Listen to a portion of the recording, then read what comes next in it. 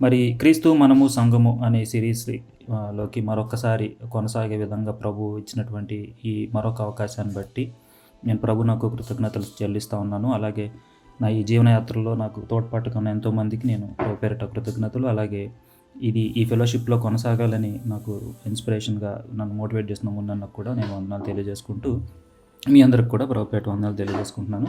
అయితే నా తరపున క్విక్ కపుల్ ఆఫ్ రిక్వెస్ట్ ఏంటి అంటే, దయచేసి నేను అంటే ఫస్ట్ సెషన్ మనం ఒక చిన్న బ్రేక్ ముందు ముగించే ముందు నేను మిమ్మల్ని రిక్వెస్ట్ చేయడం జరిగింది. కొంచెం ప్రాక్టివ్గా ఎవరన్నా నోట్ డౌన్ చేసుకోవడం, వీలైతే నాకే అవి రిమైండ్ చేయడం, ఇలాంటివి చేయమని నేను మిమ్మల్ని మళ్ళీ అదే రిక్వెస్ట్ చేస్తూ ఉన్నాను. ఎందుకంటే ఎప్పుడన్నా ఏదైనా నేను మర్చిపోయినా మీరే నాకు హెల్ప్ చేసినట్టు అవుతుంది, ఏదన్నా గైడ్ చేసినట్టుగా కూడా నాకు ఉంటుంది, ఏదో నేను చెప్పి మీరు విన్నట్టు అని కాకుండా.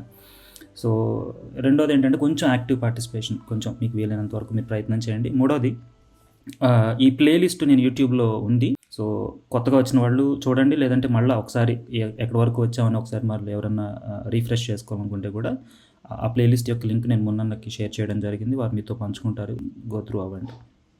హ్యావింగ్ సెడ్ దట్ మూవ్ అవుదాం. ఎస్ అన్న చెప్పండి.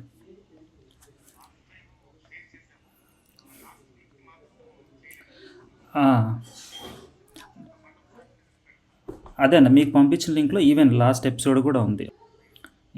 థ్యాంక్ యూ అన్న. ఓకే, సో ఎవరన్నా క్విక్గా లాస్ట్ టైం ఏం చదివామో ఎవరన్నా క్విక్గా చెప్తారా అండి?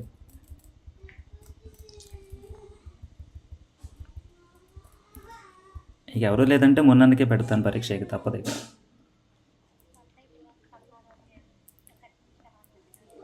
అంటే మన ఈ సెషన్లో ఏం కంటిన్యూ చేసాం అంటే స్పెసిఫిక్గా లాస్ట్ క్లాస్లో అడుగుతున్నానండి. మన లాస్ట్ క్లాస్లో ఏం చదువుకున్నాం లేదా ఏం డిస్కస్ చేసుకున్నాం అనేది అడుగుతున్నాను నేను. వండర్ఫుల్. ఇంకా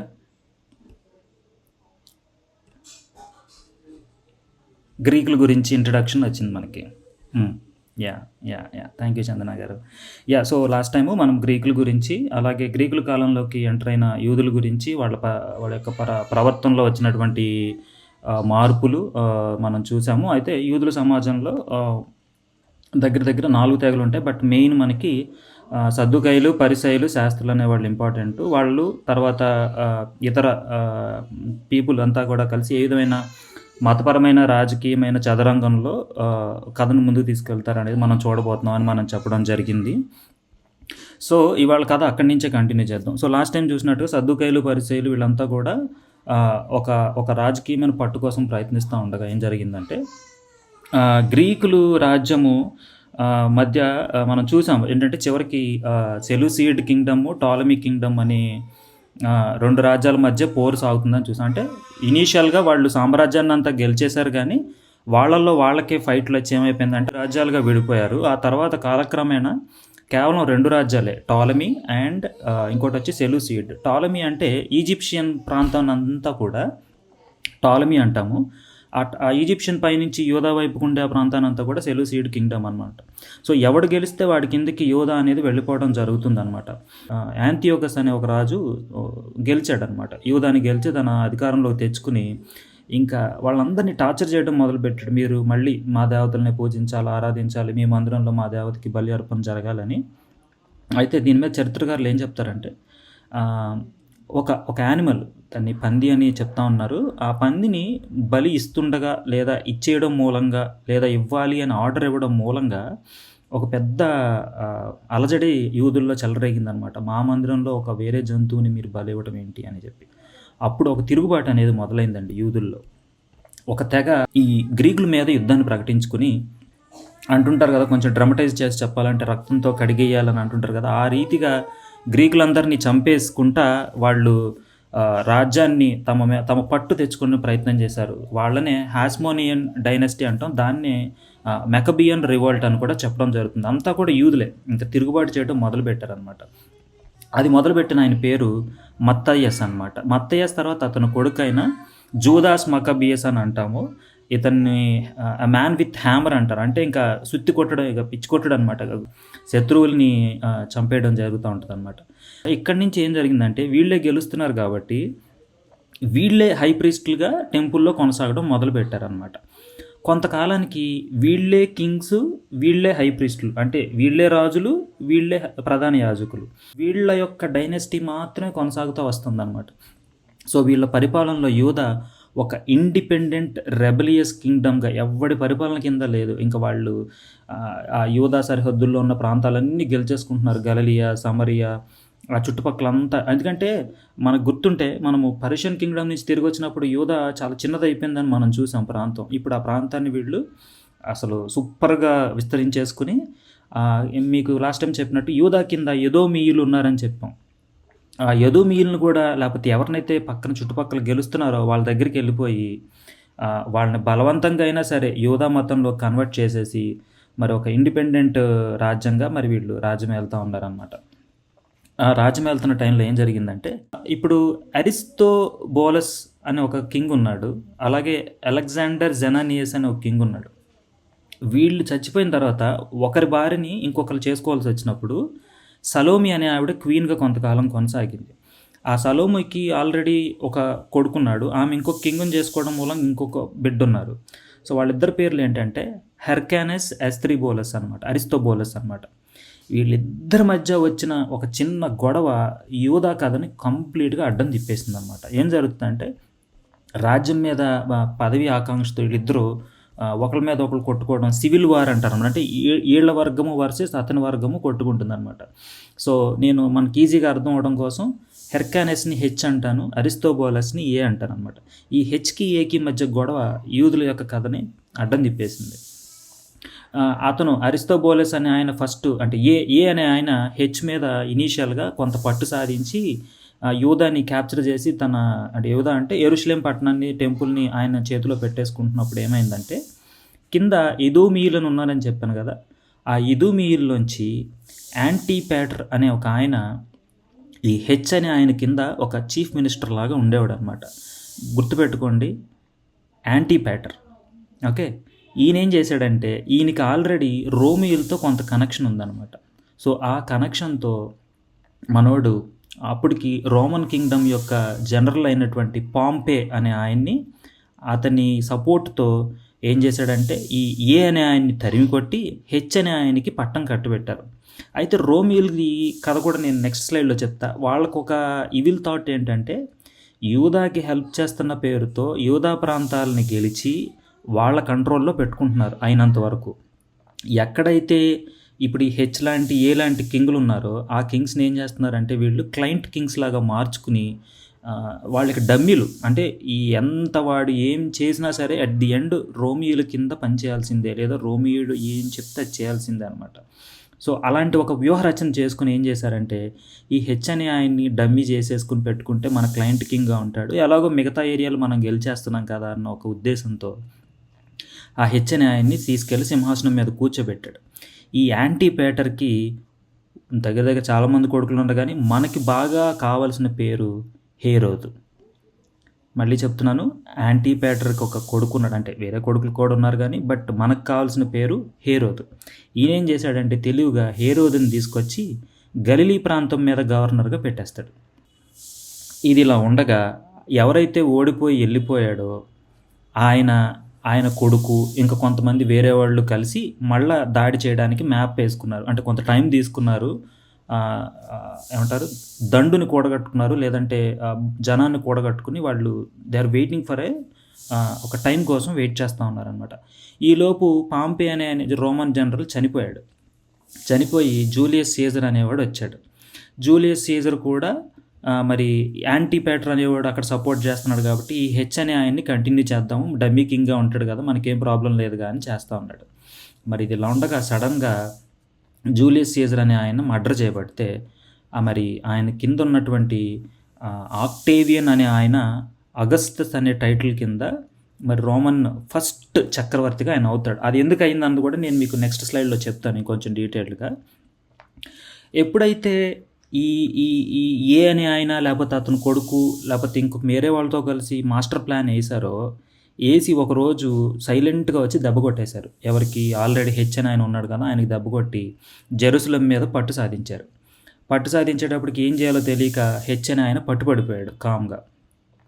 తర్వాత వాళ్ళేసిన ట్రాప్‌లో ఈ యాంటిపేటర్‌కున్న మిగతా కొడుకులు కూడా చనిపోతే, హేరోదు పారిపోయి రోమియోల దగ్గరికెళ్ళి నన్ను అర్జెంట్‌గా కింగ్‌ని చేస్తారా లేదా? నాకిప్పుడు అధికారం కావాలి లేపోతే ఇక్కడ పని జరగదు అనటం మూలంగా సరే ఏదో ఒకటి చేసుకో అని చెప్పి కింగ్ కాదు కానీ టెట్రార్క్ అనే పేరు ఉంటదంట. అంటే కింగ్ కింద ఒక ఒక ఎలా చెప్పాలి? పెద్ద యజమాని కింద ఒక బుడ్డ యజమాని అనుకోండి. రోమియోల భాషలో బుడ్డ యజమాని. బట్ యూదులకి వీడు పెద్ద యజమాని అవుతాడు ఇతను. హేరోదు నేను కింగ్‌ని అయ్యానని చెప్పేసి వచ్చి నేను కింగ్‌నని ప్రకటించుకోబోతే, ఈసారి వచ్చిన జనం చాలా మ్యాప్‌లేసి రావడం మూలంగా ఏమైపోయిందంటే, మనోడికి గెలవడానికి అవ్వలక చాలా ఇబ్బంది పడతాడనమాట. ఇదంతా పైనుంచి అబ్జర్వ్ చేస్తున్నారు ఎవరు? రోమియోలు. వాళ్ళ ప్లాన్ ఏంటి? ఒకేసారి అటాక్ చేసి యూదుల్ని గుప్పిట్లో పెట్టుకోకుండా, యూదుల గురించి తెలుసు ఎందుకంటే వీళ్ళంతా పెద్ద బ్యాచ్. ఎప్పుడు ఎవడి పక్షాన తిరుగుతాడో తెలీదు కదా! వాళ్ళేం చేస్తున్నారంటే, ఎవడు డమ్మీయో వాడికి సపోర్ట్ చేసుకుని, వాడి ఏరియాని వాడికి గెలిచి వాడికిచ్చి, ఆ చుట్టుపక్కల ఉన్న ఏరియాస్‌ని వీళ్ళు కొట్టేస్తున్నారు. అంటే యుద్ధంలో గెలుస్తున్నాం కదా! ఇవి మా కంట్రోల్‌లో ఉంటాయని చెప్తున్నారు. అలా రోమీలు వాడిని అంటే వాడిని ఇన్ ద సెన్స్ క్షమించాలి. అంటే కథ కాబట్టి నేను అలా చెప్తున్నాను. ఈ ఈ ఎవరైతే వచ్చారో ఆ బ్యాచ్‌ని తరిమి కొట్టి, హేరోదికి అతని కుర్చీ అతనికిచ్చి, "అరే బాబు! ఇక్కడి నుంచి నువ్వు మాకే సపోర్ట్ చేయాలి no matter what. You will be the king of Judah. యూదులకు రాజు నువ్వే" అని చెప్పారు. అయితే హేరోదుని పెట్టుకోవడానికి రీజన్ ఏంటంటే అదే అతను సింహాసనం కోసం తగతగలాడిపోతున్నాడు. అతను కూడా కొంచెం గోడ మీద పిల్లిలాగా ఉన్నాడు. మనం చెప్పినట్టు చేయిద్దాం అనేది. హేరోదుకి ఏంటంటే సింహాసనపు పిచ్చి. అయితే హేరోదుకి దరిద్రం ఏంటంటే కథలో ఇక్కడ మొదలుకొని యేసుక్రీస్తు పుట్టిన వరకు అతని తర్వాత హేరోద్ తర్వాత ఒక ముగ్గురు కొడుకులు వస్తారు. వాళ్ళకి కూడా ఎవ్వరికి కూడా సింహాసనం వాళ్ళ కింద స్టాండర్డ్‌గా ఉండదు. ఎవడో ఒకడు రావటం, కెలకటం, వీళ్ళు సింహాసనానికి థ్రెట్ రావడం, ఈ థ్రెట్ యొక్క భయంతో సొంత ఫ్యామిలీ మెంబర్స్‌ని కూడా మర్డర్ చేసుకునే ఆ యొక్క పాపం అదొక రకమైన సైకిక్ స్టేట్‌లోకి వెళ్ళిపోతారనమాట. ఇప్పుడు మనకు అర్థమైంది ఏంటంటే సింపుల్‌గా చెప్పాలంటే ఎదోమీయుల నుంచి ఒక రాజు యూదులకి రాజుగా వచ్చాడండి. మనం లాస్ట్ టైం కూడా అనుకుంటున్నాం యూదులకి ఇద్దరు రాజులు వస్తున్నారని చెప్పాను కదా! అందులో ఒక క్యారెక్టర్ ఇప్పుడు వచ్చేసింది. అతని పేరేంటి? హేరోదు. ఎక్కడి నుంచి వచ్చాడు? ఎదోమీయుల నుంచి వచ్చాడు. కాదు. ఈ ఎదోమీయులు ఎవరంటే అధికారం చేజెక్కించుకుంటాడు. యాకోబును ఏసావు కదా! యాకోబు ఏసావు కదా! ఇది ఇలా ఉండగా అసలు ఈ రోమన్స్ గురించి ఒక చిన్న కథ తెలుసుకుందాం. అసలు వీళ్ళు ఎందుకు ఎక్కడి నుంచి వచ్చారు అని చెప్పేసి. రోమియోలకి ఇనీషియల్‌గా ఏంటంటే వీళ్ళది పెద్ద కింగ్డమే గానీ అంటే ఒక ఏడుగురు ఎవరో పరిపాలించారంట. తర్వాత తిరుగుబాటు జరిగి రోమన్ అనేది కింగ్డమ్‌గా కాకుండా రిపబ్లిక్‌గా అంటే ప్రజలే వాళ్ళ సైన్యాధ్యక్షులతో కలుసుకుంటా పరిపాలించుకుంటా రోమన్ రిపబ్లిక్ ఉంటున్న టైంలో మరి ఫస్ట్ స్టేజ్‌లో ఇందాక చెప్పబడిన పాంపే, ఇందాక చెప్పబడిన జూలియస్ సీజర్ అలాగే ఇంకొక ఆయన కలిసి వీళ్ళు ముగ్గురు రహస్యంగా ఒక ఒప్పందం చేసుకుని 3 డిఫరెంట్ ఏరియాస్‌లో రాజులుగా వీళ్ళు స్టార్ట్ చేశారు ఇది పరిపాలన చేయటం. ఇంకా చెప్పాలంటే పాంపే అనే ఆయన జూలియస్ సీజర్ యొక్క కూతురుని కూడా పెళ్లి చేసేసుకున్నాడు ఆ యొక్క గేమ్‌లో భాగంగా.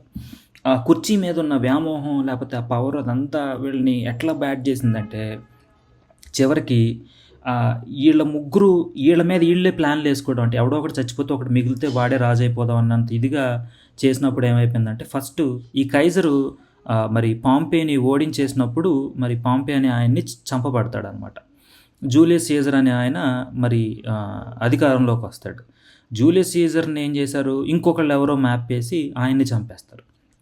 ఆయన్ని చంపేస్తే ఆయన బంధువులైన మరి ఆక్టేవియన్ అలాగే అతని సైన్యాధ్యక్షుడైన మార్క్ ఆంటోనీ ఇంకొక ఆయన కలిసి ఈసారి వీళ్ళు ముగ్గురు ఏం చేస్తారంటే సీజర్ని చంపిన వాళ్ళని చంపే ఉద్దేశం అనే కథని ముందు పెట్టి వెనక వీళ్ళ గేమ్ ప్లాన్ వీళ్ళు చేస్తూ ఉంటారు. మార్క్ ఆంటోనీ అయితే ఆక్టేవియన్ యొక్క సిస్టర్ని ఆక్టేవియా అనబడే ఆవిడని కూడా పెళ్లి చేసుకుంటారు. అంటే దే ఆర్ అంత డెస్పరేట్ అనమాట ఆ పీపుల్ వాళ్ళు. అయితే ఇక యాజ్ యూజువల్ ఇప్పుడు మళ్ళీ వీళ్ళ ముగ్గురులో కూడా ఇద్దరికి చెడింది. ఎవరికి అంటే మార్క్ ఆంటోనీకి ఆక్టేవియన్ అనేవాడికి చెడిందనమాట. చెడి చివరికి ఆక్టేవియన్ అనే ఆయన వేసినటువంటి వ్యూహ రచనలో మార్క్ ఆంటోనీ మరి అనుకోకుండా చనిపోతాడు. ఎందుకు చనిపోయాడంటే ఆక్టేవియన్ మీద గెలవలేకపోయాడు. అండ్ ఆల్సో అతనికి ఒక లవ్ ఇంట్రెస్ట్ ఉండింది. ఈజిప్ట్ క్వీన్ అయిన క్లియోపాత్రా అనే ఆవిడ్ని లవ్ చేస్తాడు. ఈ క్లియోపాత్రా ఇంతకుముందు జూలియస్ సీజర్ అనే ఆయనకి లవర్ అనమాట. సో ఏమైపోయిందంటే సిచ్యువేషన్స్ బ్యాడ్ అయిపోయి మార్క్ ఆంటోనీ క్లియోపాత్రా ఇద్దరు సూసైడ్ చేసుకోవాల్సిన పరిస్థితి తీసుకొస్తాడు ఆక్టేవియన్. అలా ఆక్టేవియన్ అనేవాడు అసలు ఒక డిక్టేటర్ లాగా అయిపోయి చివరికి అగస్తస్ అనే టైటిల్‌తో రోమన్‌ని మళ్ళా సామ్రాజ్యంగా మార్చాడు. అప్పుడు దాకా భాగాలుగా ఉన్న వీళ్ళంతా కూడా సామ్రాజ్యంగా మార్చి, ఆ సామ్రాజ్యపతిగా మారి అక్కడి నుంచి యూదుల్ని కంట్రోల్ చేస్తున్నాడు. దయచేసి ఈ పేర్లు గుర్తుపెట్టుకోండి. ఇప్పుడు అంటే ఇమ్మీడియేట్‌గా గుర్తుండకపోవచ్చు కానీ బట్ ట్రై చేయండి. ఇవే పేర్లు మనకి న్యూ టెస్టమెంటు అలాగే అపోస్తల కార్యాలు చదివేటప్పుడు మనకి ఎక్కడో చోట తగులుతూనే ఉంటది. ఔగస్తు, ఇట్లా హేరోదు అని పేర్లు తగులుతూ ఉంటాయి. అయితే ఇవన్నీ టైటిల్స్ అనమాట. హేరోది యొక్క డైనస్టీని కూడా నేను మీకు నెక్స్ట్ టైం చూపిస్తా. అంటే నెక్స్ట్ వీక్ లేదా probably whenever there is the next session from మీ, అప్పుడు మీకు నేను ఈ చిన్న మ్యాపులు ఈ ఈ ఈ ఫ్యామిలీ పటాలు కూడా చూపించి కథలోకి మనం వెళ్దాము. So with that I'm concluding today's session and once again thank you. Sorry మనం పేర్లు అవి కొంచెం అటు ఇటు ఉండొచ్చు, బట్ మీ యూట్యూబ్లో మీరు అప్లోడ్ చేసినప్పుడు మీకు ఆ బుల్లెట్ పాయింట్స్ అవి కనపడతాయి కాబట్టి you can completely go through it అనమాట. అన్న ఓవర్ టు అన్న.